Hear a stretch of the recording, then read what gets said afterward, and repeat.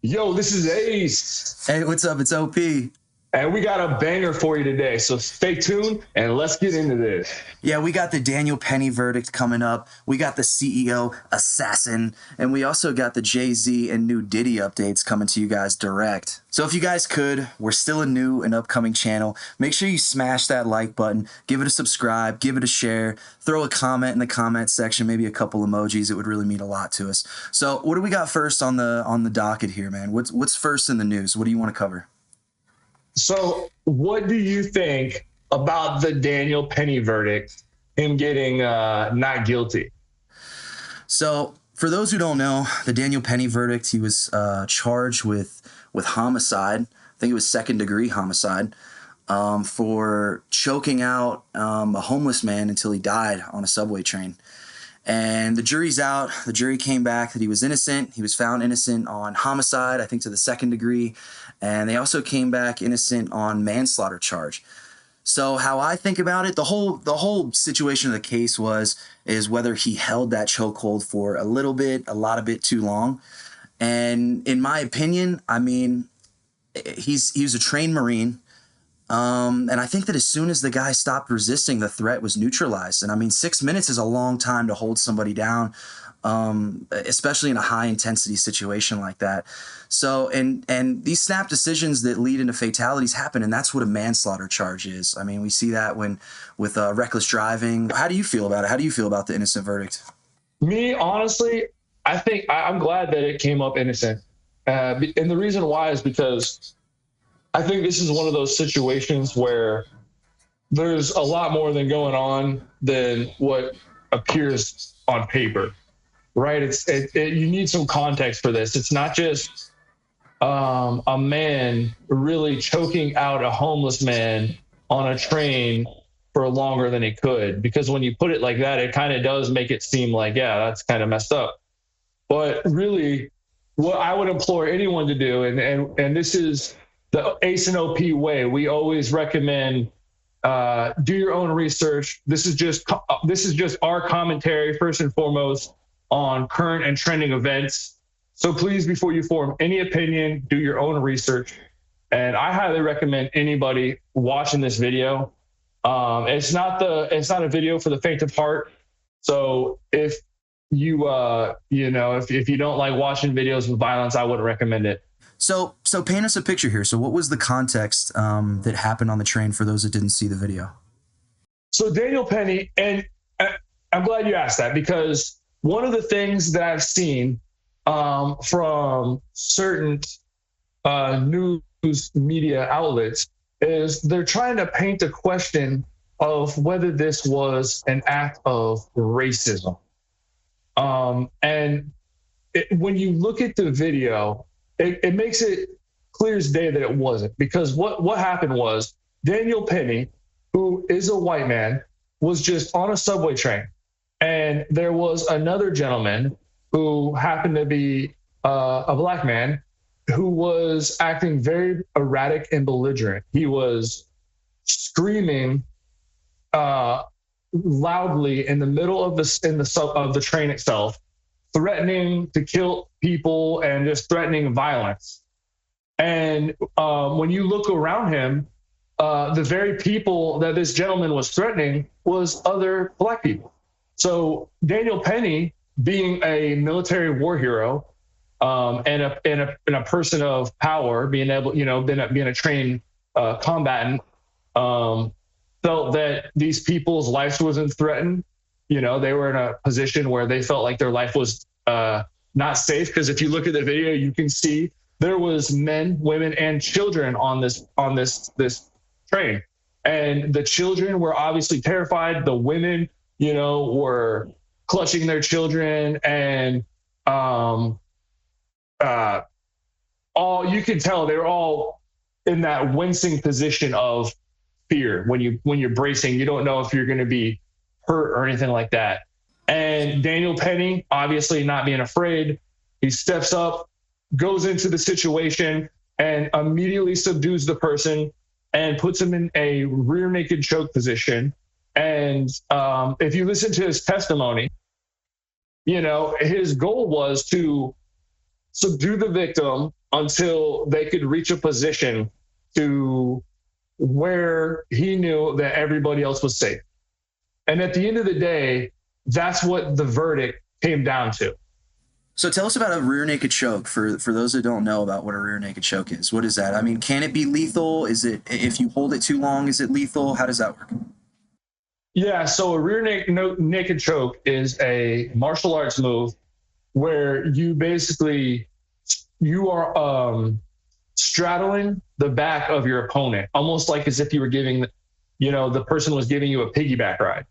And you have your legs locked around their stomach and you have your arms wrapped around their neck. And basically, the rear naked choke is one of those moves where even someone who is not a martial arts expert, you get a person in the rear naked choke successfully, it's very hard to get out of it.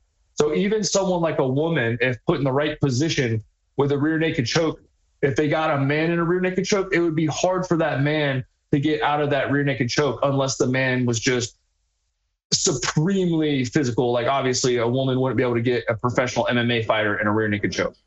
So I think the problem, and I think this is why the jury was deliberating so hard about this, is because whether it was or it wasn't a homicide is because on one hand, he was trying to protect women and children until he felt that they were safe.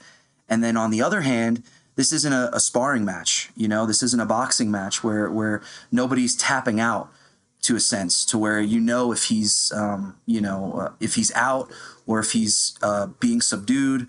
And so I think that's where this line kind of got drawn, is it's not a sparring match, so nobody taps. On one hand, he's trying to protect women and children.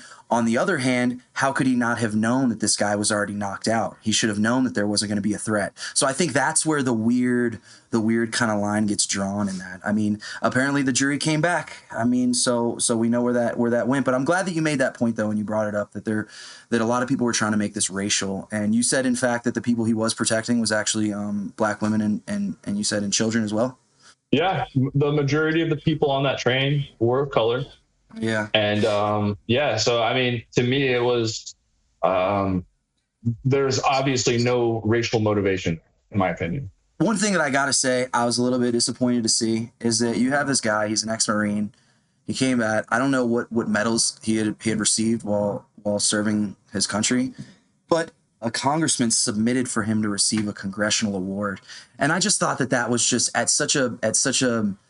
with such racial tensions around this, I thought that was a bad move, because I think it might have created even more division than it helped at that point. Because, I mean, you would figure, I don't know, murdering a homeless man, even though he was protecting women and children, I just think that's a little in bad taste. I mean, what do you think about that? Well, here's the thing. I think when I put myself in that situation as a father, I look at what Danielpenny did, and I don't for 1 second hesitate to admit that is the exact same thing I would have done. Maybe not the exact same way. Maybe might not have put him in a rear naked choke. What I would have probably have done and I probably wouldn't have engaged him to his face, right? If he's threatening other people, and I feel like somebody that you never know, he could have a knife in his pocket, he could have a gun in his pocket, and in those quick moments, when you have a man screaming belligerently like he was, threatening to kill people, it's not like he was just frustrated that his girlfriend broke up with him on the phone and he was just venting a little bit and this man attacked him. He was actively threatening the citizens in this train. You're in a confined space, nowhere to go.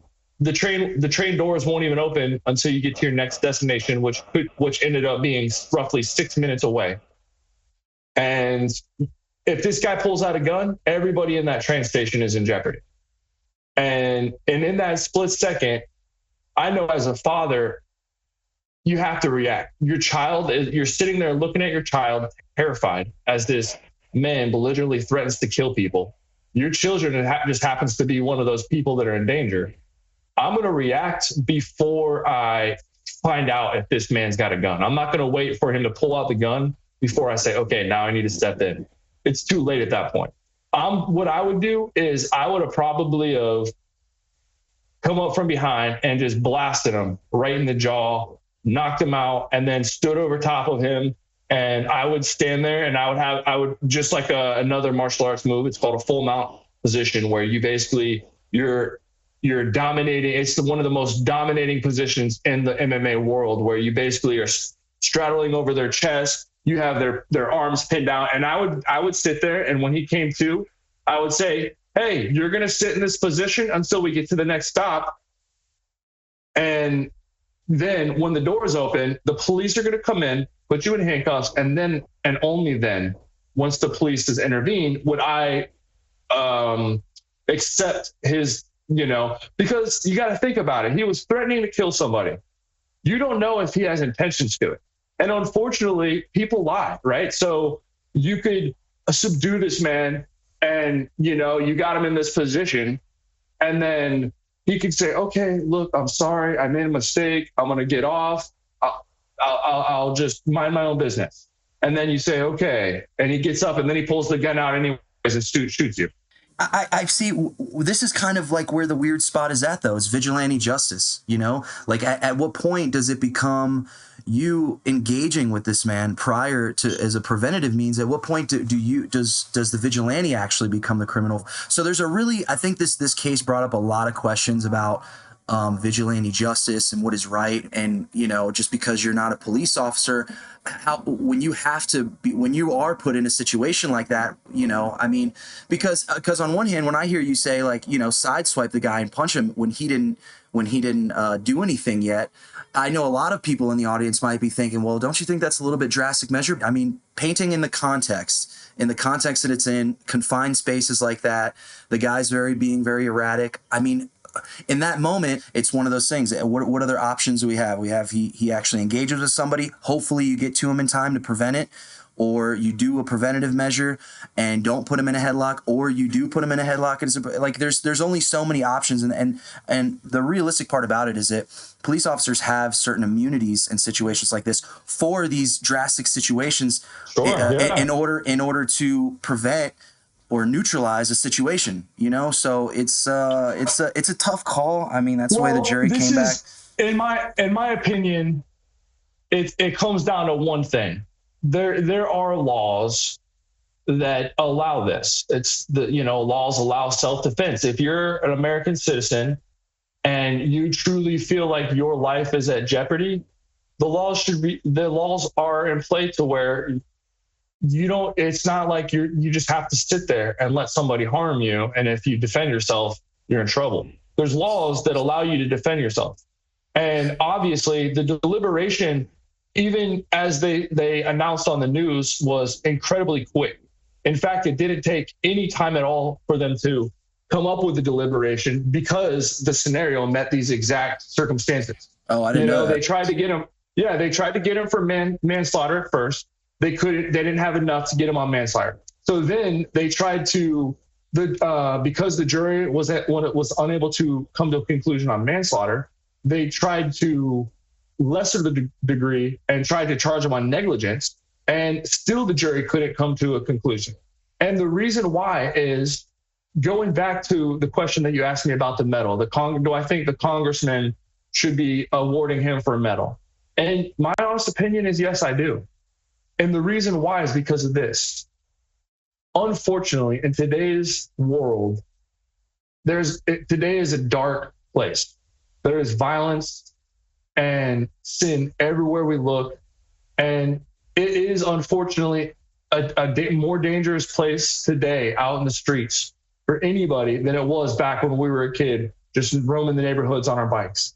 And the reality of the situation is, you have a man here, the combatant, Danielpenny, stepped in, swiftly subdued the person, and he did exactly what he was trained to do. In my opinion, I would have done the same thing, and I'm not a military trained combatant. If I was in there with my son and a man was threatening, I am not gonna hold back the amount of force that I use to protect my child. And I'm not gonna even if my son wasn't there, just the fact that there was another innocent person, whether it was a woman, a child, or even a man, if they're sitting there minding their own business and they are of a position where they cannot defend themselves, versus a power that is trying to force themselves onto them, I'm going to stand up and defend that person with every bit of strength that I have in them. I think a lot of people would agree with you on protecting their family and protecting their children in a situation like that.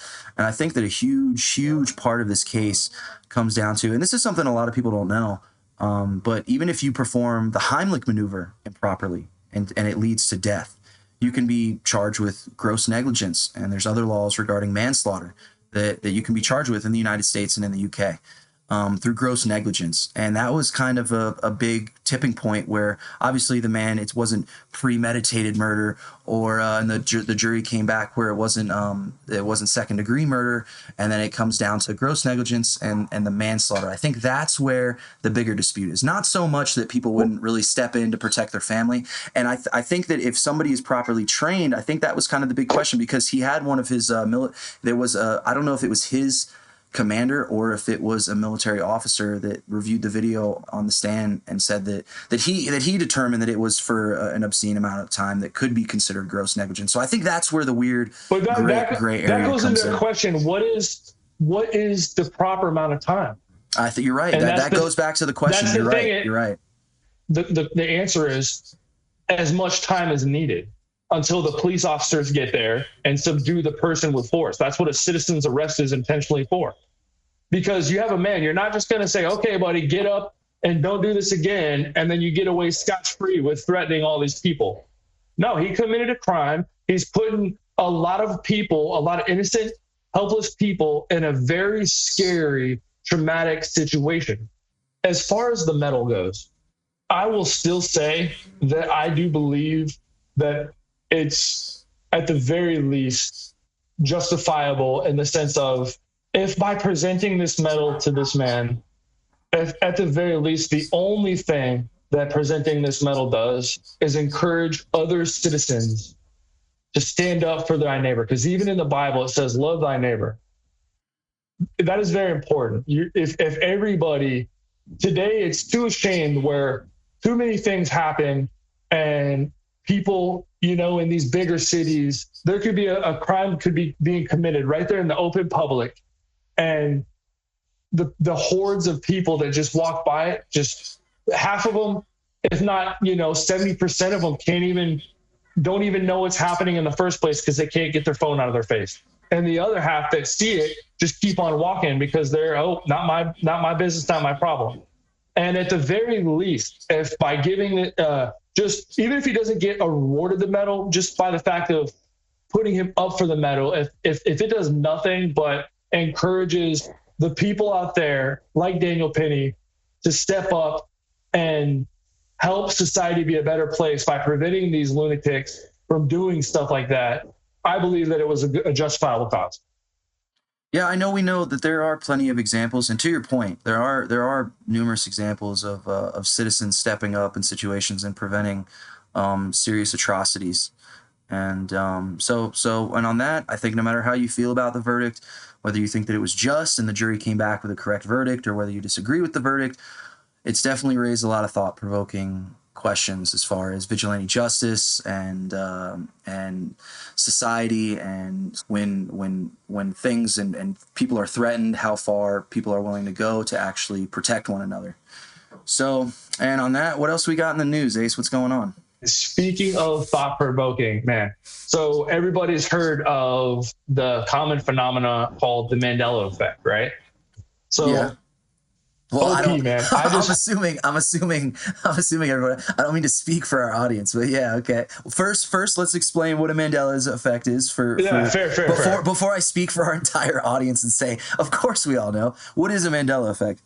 So a Mandela effect is commonly defined as the occurrence of a false memory, but not just by an individual, but a collective group of people having the same false memory.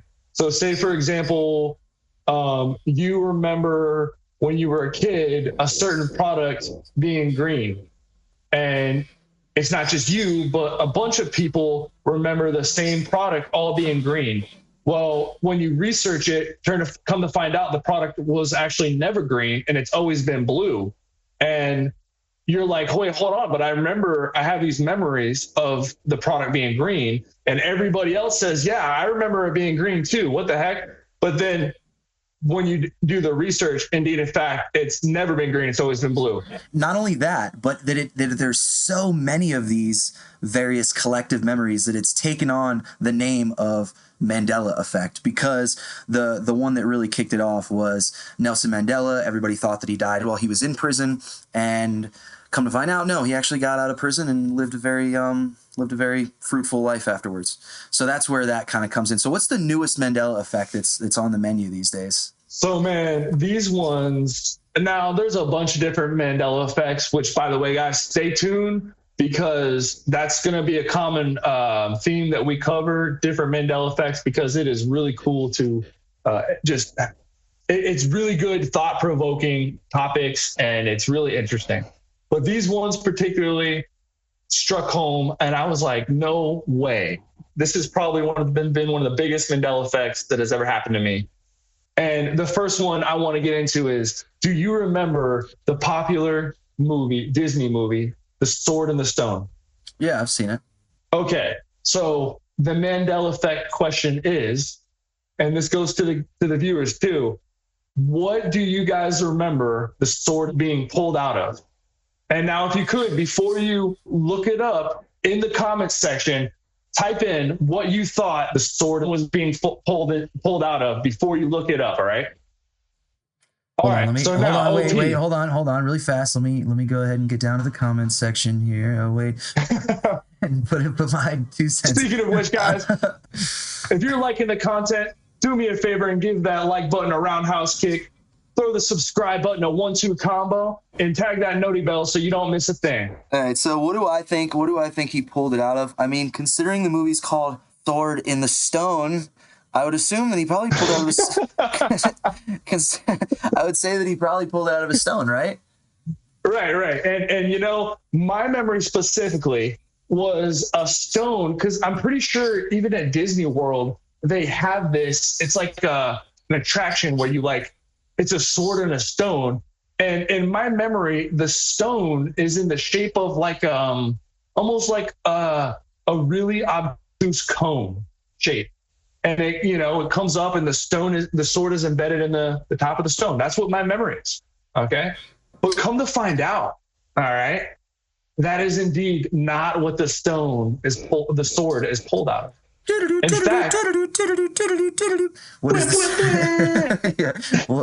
fact, the sword is stuck in an anvil. An anvil? What? A plain anvil. What? Yep. And in fact, when you look up the movie, the picture of the cover of the movies today it literally says The Sword in the Stone, and then it shows the picture of young Arthur pulling the sword out of an anvil. It doesn't even make sense. What is there? Wait, hold on. Is there a stone in the movie though? I don't even know, because I feel like if I were to even have this conversation, I'm just making up lies. I don't even know, because I remember it being in stone. There would have to be a stone, right? Because otherwise, why would it be called Sword in the Stone? I mean, it would only. I mean. It just doesn't make any sense. All right, so do you remember the movie? Because I don't really remember the movie, so I might be the wrong person to ask. I might be the wrong person to ask about this. But how did the how did the sword get in the anvil? Do you remember? I'm not gonna lie. It's been such a long time, since I was a kid, that the memory is clear, is foggy for sure. But the only thing I remember, and this is the whole Mandela about it, is the thing that I felt like I remembered absolutely the most was the sword being in stone. Yeah. See, I think that everybody really remembers the iconic image of a kid,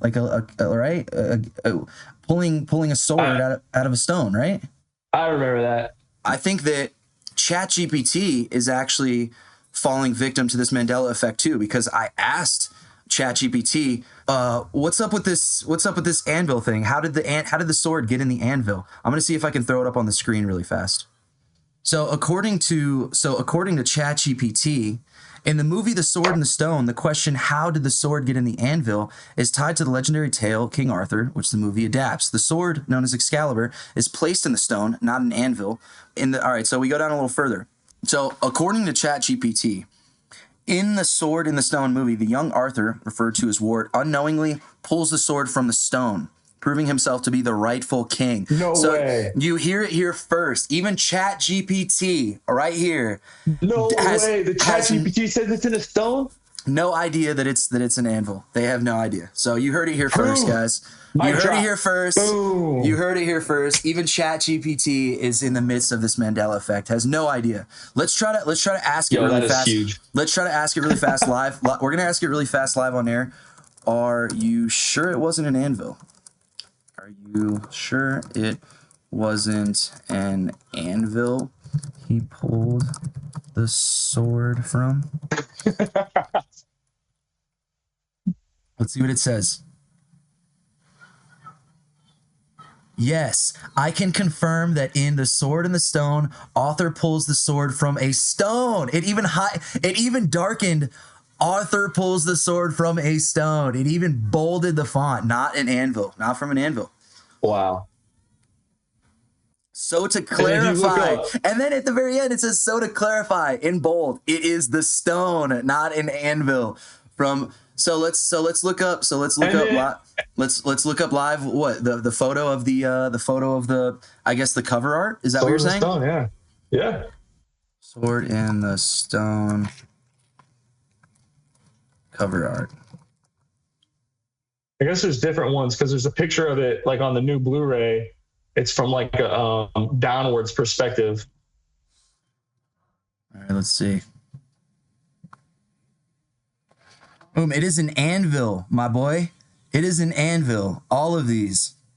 Even ChatGPT. Even ChatGPT is in the midst of this Mandela effect. And this is used. All right, so mind you, I want everybody to know how ChatGPT is trained. It's trained off of data that it scrapes from the internet, from things that it finds on the internet, and then it forms its conclusion. Obviously, there's a black box problem. We don't know exactly how it forms its conclusions, but with that being said, it's forming these conclusions from the ether, from the universe, from the world, from the information that we put into the internet. So this is that's incredible, man. Ace and OP just broke the Mandela effect code. we either broke the Mandela effect for this particular Mandela effect, or we broke ChatGPT. One of the two. That's insane. And just one more of our child Disneyhood movies, Cinderella. All right, you guys ready for this? All right, in the movie Cinderella, what happened that allowed the prince to know that Cinderella was indeed the mysterious woman who fit the slipper? And once again, don't look it up. Use your best memory to type in what you think happened. All right, so the prince, they went house to house. They went house to house, and they were trying to look at everyone's feet. Like, they were trying to say, "Hey, look, the prince wants to see all the women's feet in the town." Yes. Okay. That's how I remember. That's how I remember it. This isn't where the Mandela effect comes in. So this is where the most common Mandela effect from this comes in. Okay. Most people have this memory right here. They go house to house. They go into her house and they try the slipper on the two sisters' feet and they don't fit. And then he asks the mother if there's anyone else in the house. She says no. On his way out the door, Cinderella, who was just convinced by all of her animal friends, or the mice, I think they're mice friends, the mice convinced her to go down there and try on the slipper. And so she runs down and says, wait. And the guy says, oh, so there is someone in here. The mother tries to gaslight him and basically say, oh, don't worry. I think she says something like, she is literally just an imaginary girl. And the guy says, I don't care what she is. The prince told me to check every last woman's feet. So he sits her down. And this is where the Mandela effect comes in. Because I remember, they found the slipper and they went around, tried the slipper on everyone. And then lo and behold, that very slipper was able to fit onto Cinderella's foot. That's what I remember. That her foot was able to fit. And what happened in real life is the bishop orders the servant to bring the slipper over. And the guy who is carrying the slipper on a pillow is running over to bring the slipper over. And the evil stepmom trips the guy with her cane, and he drops the slipper and it shatters into a million pieces. So she never puts on she never puts on the slipper? Well, she does, but this is the Mandela effect right here that most people don't remember the original slipper being broken. Because in my memory, I remember the original slipper, the way they figured out that she was Cinderella was her foot fit the very slipper that they found. See, I remember it a little differently. I remember the evil stepmother tries tripping the guy, but then I remember the prince just beheading the entire family. And then she has the slipper, and then they run, and then they run off and live happily ever after. That's just how I remember it, though. But I don't know. I mean, so when did she? That was the Dark Horse Comics version. So when did she actually try on the slipper then? Like So basically, the memory that I have, like I said, is they try on the slipper. He just takes the slipper that was found, and the slipper that was found fit her foot, but the slipper that was found was broken. And instead, the guy's like, oh, no, what are we going to do? There's no way to help. There's nothing I can do now. And she's like, well, this might help. I have the other one. And she pulls out the other glass slipper from her pocket.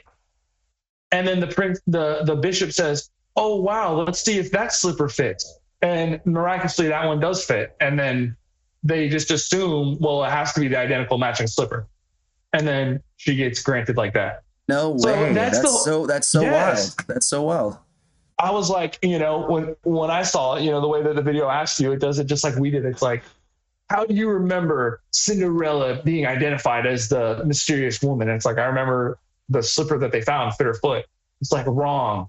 That slipper broke. And in fact, they just trusted her because she had an identical matching slipper in her back pocket. I'm like, what? What if she would have forged this slipper? The original one was a size 5. It wouldn't have fit her foot, so she broke it, and she's got her replica size 7 now. So boom, it fits. It must be hold mine. On. Is this a Cinderella conspiracy where Cinderella is actually a glassmith and she can smith these glass slippers and become the princess by forgery? She's actually the secret wicked witch of glassmithery. Yeah.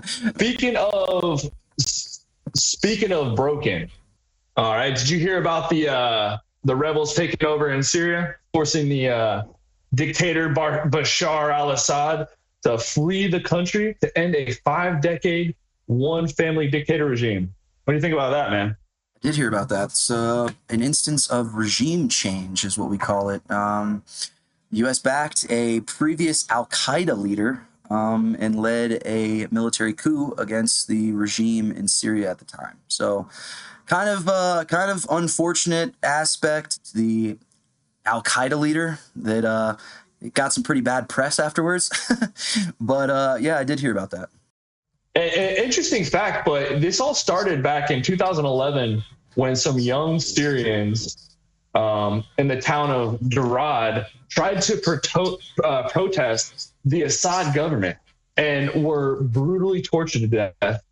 And that launched a 13-year civil war, which the Assad family then reigned.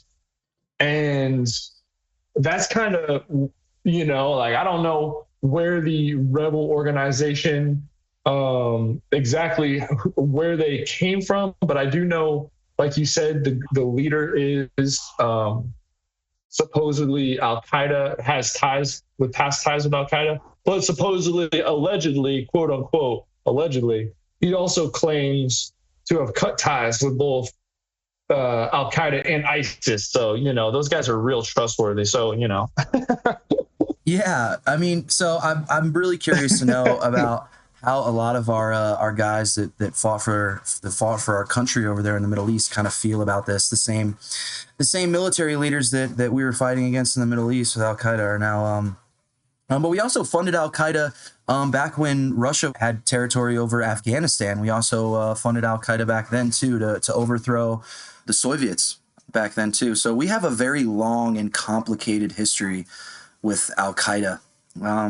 First we fund them, and then they attack us with 9/11, and then we have a 20-year war in Afghanistan, and now we're backing an ex-Al-Qaeda leader. that has reinvented himself, quote unquote, according to the BBC that I have pulled up right here, this BBC article that I have pulled up. He's revealed himself. Abu Muhammad al-Jalani has reinvented himself. And then it goes into his background. Like I said, really complicated past. It's another instance of regime change. Another notch in the belt of conflict inside of the world right now. Slowly, hopefully not, progressing our way into scary World War III that we all want to not see happen. We all don't want to see political violence. We all don't want to see people at each other's throats. This is not something we want. I mean, we know that. Let's have peace, people. We know that we don't live in the age of fairy tale and fantasy land, but at least we could try to love one another. We can at least try. I mean the world as a whole. I don't see the world as a whole really trying, which is an unfortunate part. But I mean, that's the world we live in. I say, why don't we all just love each other and have a good time and spread that message? It's not hard. You can start spreading the love right now by hitting that like button and the subscribe button. That was such a shameless plug. Do it, and your conscience is cleared. No, but I do have some good news though. There is some good news. It's not all bad news. Mostly bad news, but there is some good news. I guess France just completed the reconstruction of the interior of Notre Dame, the Notre Dame Cathedral, which is very cool. Weren't you just saying you were on your way to Notre Dame too? This will be perfect timing. You can go check out the cathedral while you're there. That was yesterday. I'm already back from that. Oh man, it's a pretty quick trip. So what happened to Notre Dame to where they had to rebuild it anyway? Was there a fire or something? So yeah, I think like 5 years ago or so there was a fire. It was a mysterious fire. From what I've researched, there has still been no determination. The common assumption from the fire marshals and France assume that it's either electrical fire or from a cigarette, possibly, which would be horribly. Can you imagine being the guy that, I just burned down Notre Dame from being a douchebag flicking my cigarette? Yeah, in a church. Like, come on, man. Like, if you're that guy, like, you literally can't wait until the end of confession to smoke a cigarette. Like, you can't wait until you leave Notre Dame. Like, imagine being that guy. I heard, honestly, I don't think that there's a connection here, but I don't know, but there was a string of actually very prestigious and notable church fires over the last like decade or so. And it was attributed to Satanists, believe it or not. And they were going around as part of like a ritual sacrifice, I guess, and like burning a lot of these old churches, which is like really, really unfortunate, because it really is, no matter how you feel about religion, it really is a piece of history. And like when something like that goes up, I mean, if you look at churches, they're beautiful architecture. Like, why you would do something like that simply just out of hatred and spite is just beyond me.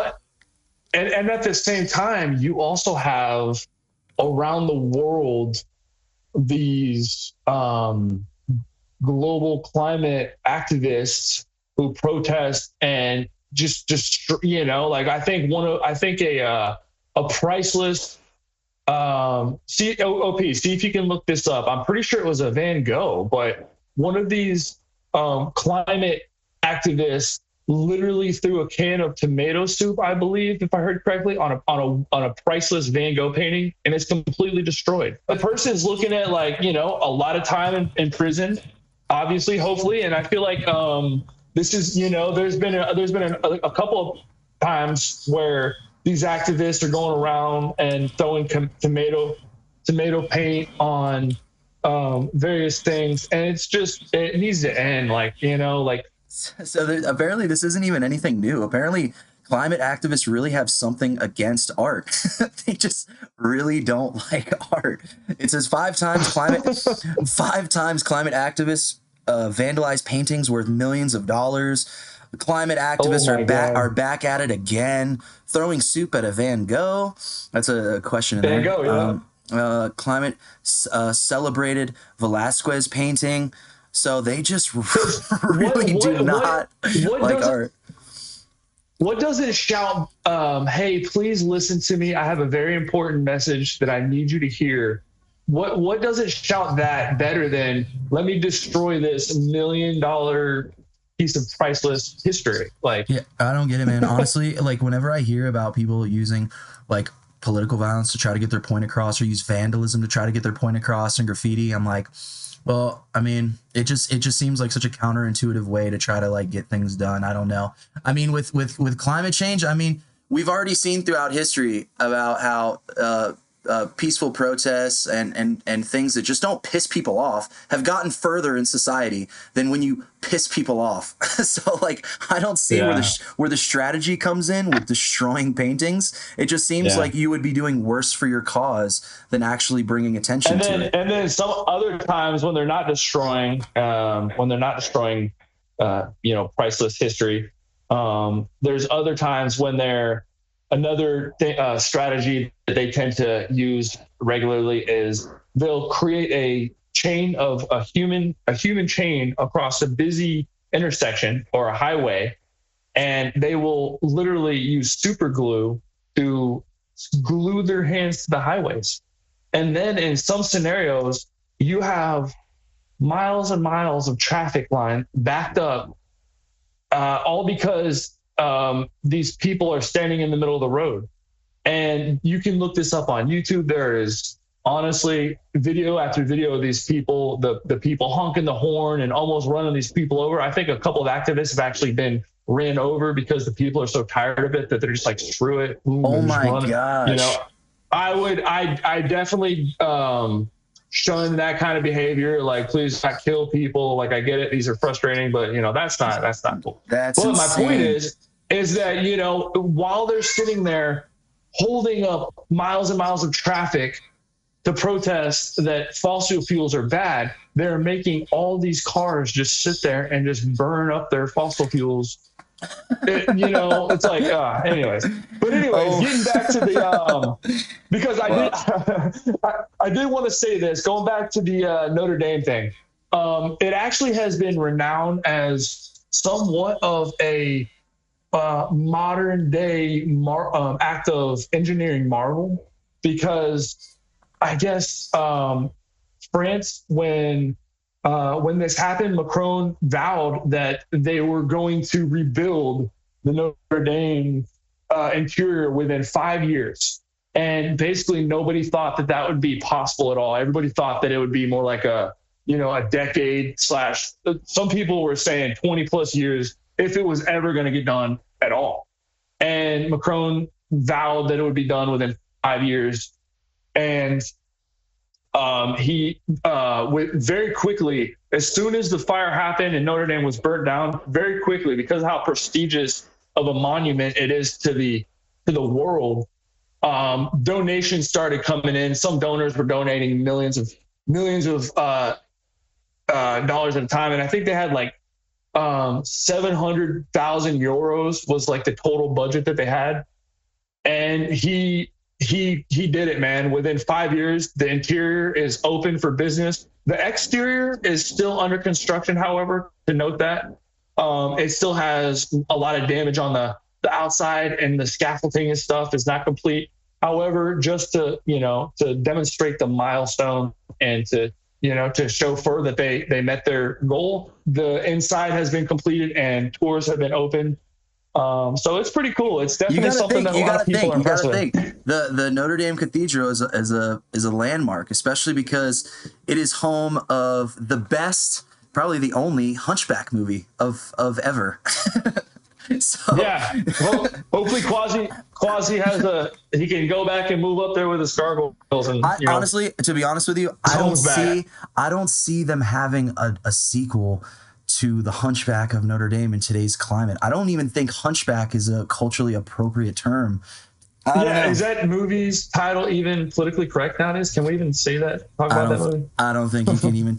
I don't even think you can talk about hunchbacks. The next Mandela effect is that Quasimodo wasn't even a hunchback. He was just broad-shouldered. Yeah, I don't think you can say the broad-shouldered person of Notre Dame. Yeah. So hey, get back into business. We got a big topic to cover. Let's get into the topic of the killing of the United Healthcare CEO, Brian Thompson. What do you think about that, my man? Man, that's it was a little unsettling, all the empathy for the killer. It's kind of it's kind of revealed a unspoken, really an economic inequality that's kind of transcended beyond political ideology. I think that for those unaware what he's talking about, the CEO for United Healthcare, Brian Thompson, was not too long ago by a gentleman who they presume is Luigi Mangione. And he was immediately renowned in some platforms on different social media outlets as almost like a hero type figure, almost like as a Robin Hood type figure. And that's what OP is referring to. This kid was a high school valedictorian. If you looked at his LinkedIn page, he's got a pretty, for being such a young age, for being in his mid-20s, he's got a pretty established career so far. And he was reported missing by his family about 6 months prior to the incident occurring. And he was on the radar of the San Francisco police because of it in the months prior. And Mangione is also related to this was before the shooting. Yeah, this was before the shooting in the months, a couple months prior to the shooting, because he was reported missing by his family. And he's also related to a Maryland House of Delegate member named Nino Mangione. So he has some political connections here too. Just like I said, interesting. He was led into I believe it was the police headquarters. Yeah, into court. He was dragged into court by the police, and he was yelling at started yelling at I saw that at reporters, saying it's completely, quote, it's completely out of touch and an insult to the intelligence of the American people and their lived experience. So it's kind of a little bit of a veiled well, I'll say this. I saw an interview which I was pretty shocked by. I saw an interview from his lawyer. And basically the lawyer said that he was coming at it from a very confident angle of both him and Daniel are very confident that they have no substantial evidence, so they're going to be fighting for innocence the whole way. And as far as he knows, his client is innocent, and they're going to be fighting for innocent the whole way.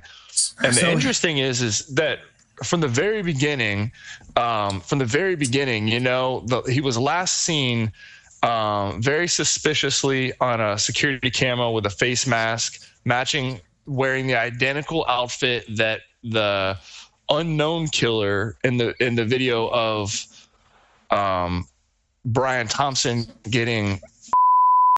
He was wearing the same outfit. And he was last seen in New York, and then a McDonald's worker in Altoona, Pennsylvania, called the cops on a suspicious character because he kind of looked familiar, and he was in the corner of McDonald's acting suspicious, quote unquote. And the cops came, found him, and the moment, from the very moment, as testimony per the cop that arrested him, from the moment the cop asked him. I guess the conversation, very early into the conversation, upon introduction, the cop asked him if he was in New York the previous day.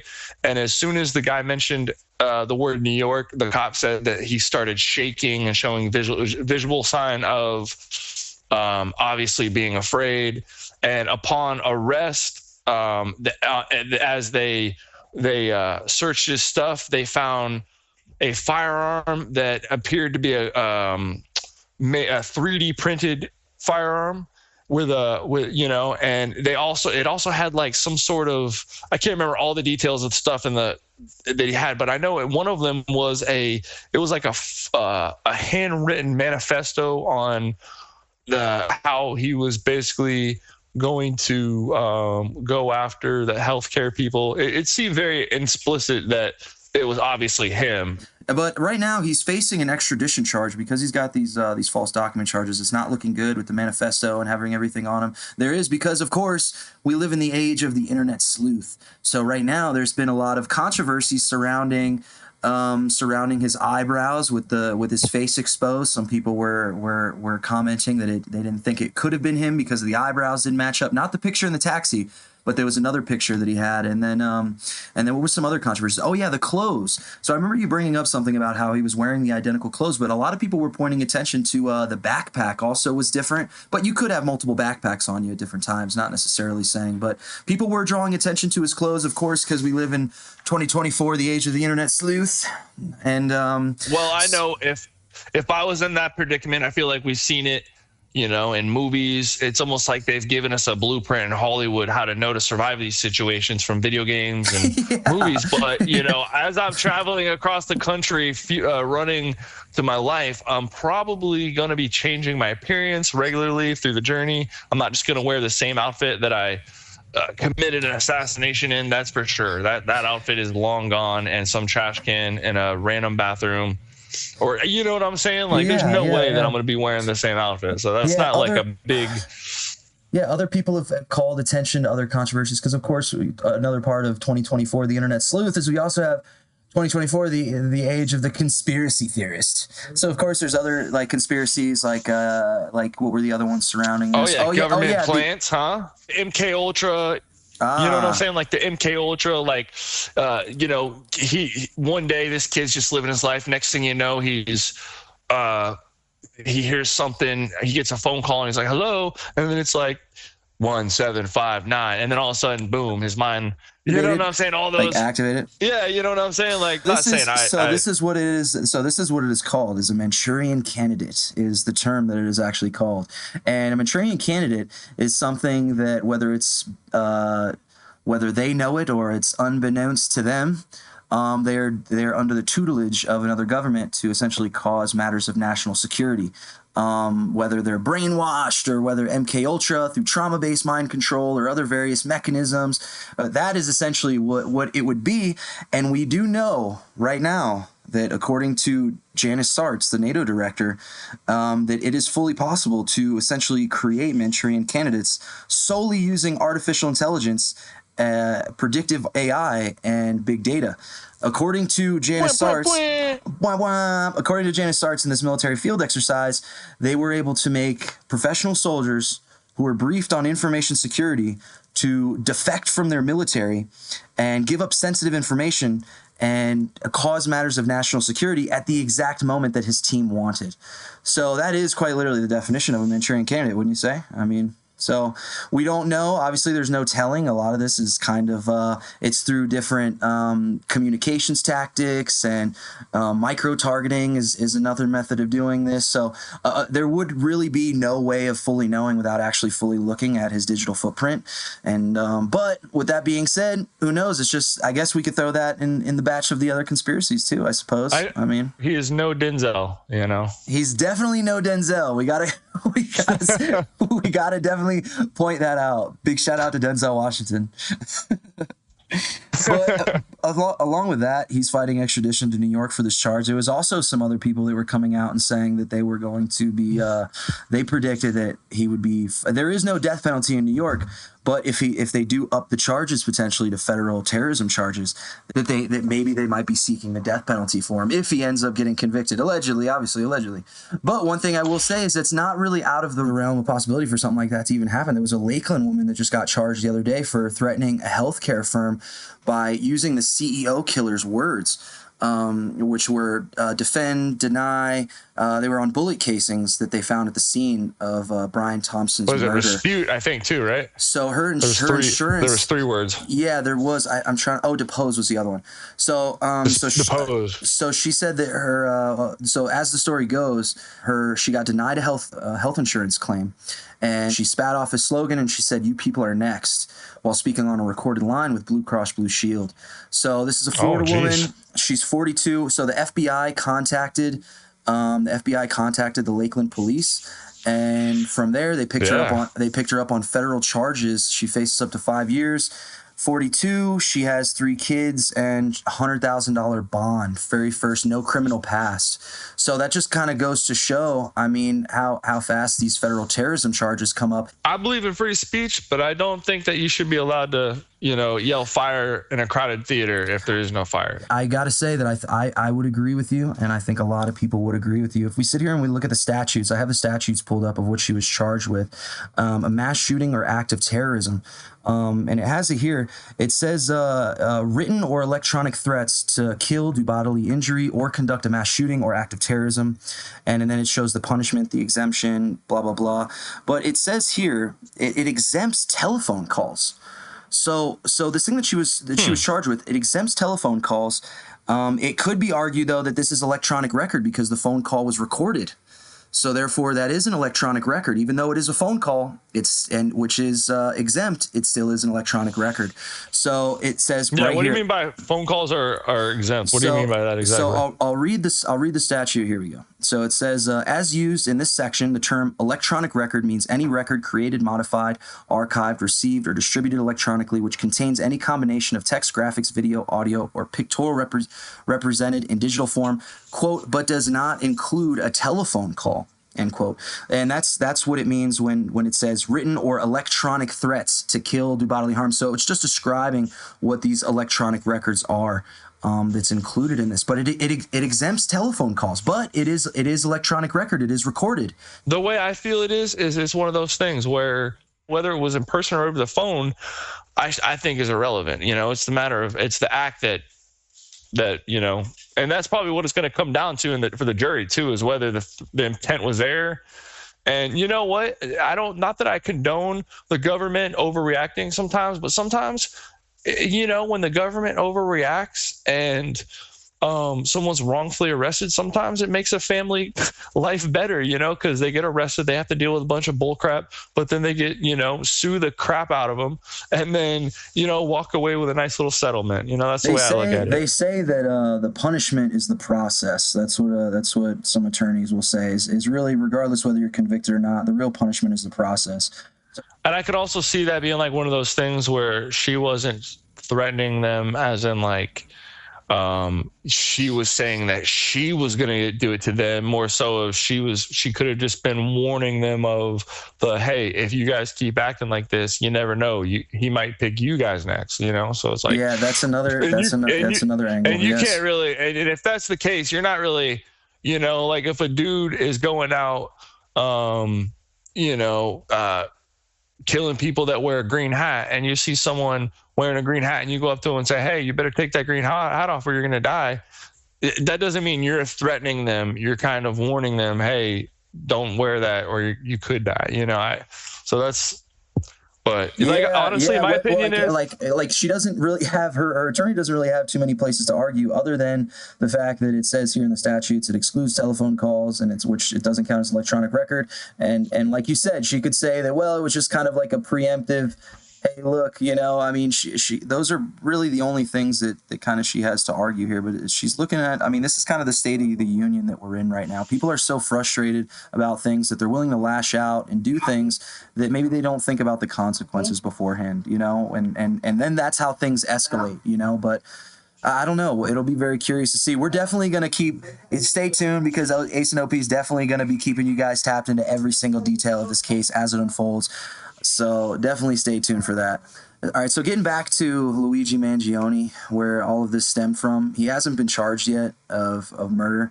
He's still waiting extradition to see if he's actually going to get charged. Right now, he's a suspect. He's a high-profile suspect right now in this murder. So he's awaiting extradition. There's still a lot of unknowns in this case, and still a lot of mystery. So we're definitely going to keep you guys tapped into this one too, the Luigi Mangione case as well. I think that there's a lot of developments and kind of the state of the union and where we're at, and it's really raised a lot of thought-provoking questions, especially like I said, with all of the unsettling empathy that is kind of revolved around him since all these events occurred. But there's still a lot of mystery in all this, so we're going to keep you guys posted. OP, speaking of mystery, tell me, have you heard about the the Rothschild Mystery? There's another. Wait, hold on. So there's more Rothschild mysteries. I thought there's plenty of them. What's the new Rothschild mystery? Wait. This is the other Rothschild mystery. Okay, the other. What's the other Rothschild mystery? So apparently, William D. Rothschild dies in a mysterious house fire. 87-year-old William Rothschild dies in a mysterious house fire, which was shrouded in mystery. Shrouded in mystery. Yeah. So specifically, this is the second loss of for the Rothschild family this year alone, marking the first death as he went by. His name was Lord, okay, quote unquote, Lord Jacob Rothschild. All right, whatever that's worth. But yeah, so he died earlier this year, and then now this other Mr. William Rothschild. And it was honestly very mysterious because the house fire itself was rather a I guess if you were to judge a house fire, you know, if you were like the Simon Cowell of judging house fires, and you were to judge this house fire on how devastating it was, you would basically say that this house fire did a piss poor performance, because the fire department actually responded very quickly and swiftly within 30 minutes that they were there on scene and the house fire was put out. But despite being there so quickly, the house, I mean, he lived in a mansion. Maybe you could look it up to find out what neighborhood they lived in. But he lived in one of those neighborhoods where the whole neighborhood was mansions. And even though the house fire did rather devastation to the house, it didn't even hit a large portion of the house, and it was put out within 30 minutes. But for some reason, miraculously, they could not save William Rothschild. And another interesting point was that William D. Rothschild also went back, at one point was also known as William Kaufman, but then I believe it was sometime in the 90s, changed his name to Rothschild. I don't know exactly what I don't know if he just joined the club, or maybe he was married to one of the wife, you know, maybe he married in, and he was married into a female Rothschild, and he just, you know, assumed her name because, you know, obviously. But I don't know. So yeah, let's see what ABC has to say here. A billionaire member of the famed Rothschild family was found dead inside. The picture of who this man really was is beginning to come into focus. It turns out 87-year-old William de Rothschild used to be William Kaufman of Oregon. The LA Times reporting he changed his name in the 80s. Hi, is this Richard? It is. Hi, Richard. Sorry to bother you. This is Jory Rand calling from ABC 7 in Los Angeles. Tonight, we reached out to Richard Kaufman, brother to William de Rothschild, who had no idea his brother was even alive. I thought he had passed away 40 years ago. He hadn't, and had been quietly living in Laurel Canyon, somehow living like a billionaire with multiple properties and dozens of luxury vehicles on elevators inside his garage. Those I saw with my own eyes, so they're there. So where did the money come from? Your guess is as good as mine. 1 week after this Hollywood Hills home caught fire and a man known to neighbors as Will Rothschild, a billionaire member of the famed Rothschild family, was found dead inside. So as the story goes, this guy, his brother didn't even know he was still alive. This William Kaufman guy. The ABC 7 called Richard Kaufman, the William Kaufman's brother, and was like, "Hey, I regret to inform you, your brother has been killed in a house fire." And he was like, "I had no idea my brother was even still alive. I thought he died 40 years ago." So here you have a guy that changed his name in the 80s, which was right around the same time he just kind of fell off the map from his family, who assumed he was dead, and he had cars inside of elevators inside of his house, living like a billionaire, and all of his neighbors knew him as William Rothschild, and nobody knew how he got his money. So it is a very, very peculiar, Rothschild mystery. Well, So, I'll tell you what, there is a lot of crazy stuff that comes from Hollywood, man. That's for sure. Hollywood Hills, up on the Hollywood Hills. That's crazy. I guess anybody with enough money can just change their name and be William Rothschild in Hollywood Hills, huh? Yeah. That's crazy. And speaking of Hollywood, Jay-Z accused in a civil lawsuit of raping a 13-year-old girl in 2000 along with Sean Diddy Combs. It's a huge allegation. So he has a huge deal with NFL to organize their halftime show, and it hasn't affected it. They came out with a statement the other day. Jay-Z has a huge contract with NFL to organize their halftime show, and Oh, and man. it came out a couple days ago that it hasn't affected it. NFL came out and put out a statement saying that it hasn't affected it. Jay-Z came out and downplayed the event. One I saw on Reddit, somebody was saying that, well, he didn't say he didn't do it.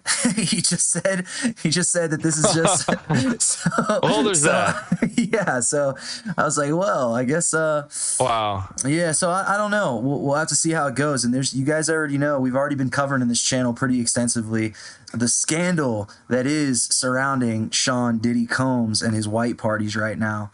So, and this was according to, with the Jay-Z situation, this was according to an anonymous accuser, identified only as Jane Doe, that said that this was after she was driven to an MTV Video Music Awards party. This was in the year 2000, allegedly. So it's a federal lawsuit that was originally filed in October in New York, listing Combs as the defendant, and it was refiled about a week ago to include Jay-Z as well. So, oh man, yeah. So the attorney that filed the suit, he hasn't been reached for comment. That Jay-Z spoke on it, and just to kind of go back, there's a lot of scandals surrounding Diddy that just recently came out. This was Diddy's accuser, identified as Evander Kane's ex-wife, the NHL star, Anna, claims that she was assaulted as a teenager by p.diddy. So the first Jane Doe just recently came out, and this is reported on by Yahoo now as of a few days ago, but it was already kind of in the news. It was some smaller articles that was covering it, like Page 6 and Economic Times So she had the pseudonym of Jane Doe, the NHL star's wife, Anna. In December 2023, she alleged she was drugged and gang by Combs, his associate Harvey Pierre, and an unnamed individual in 2008 when she was 17.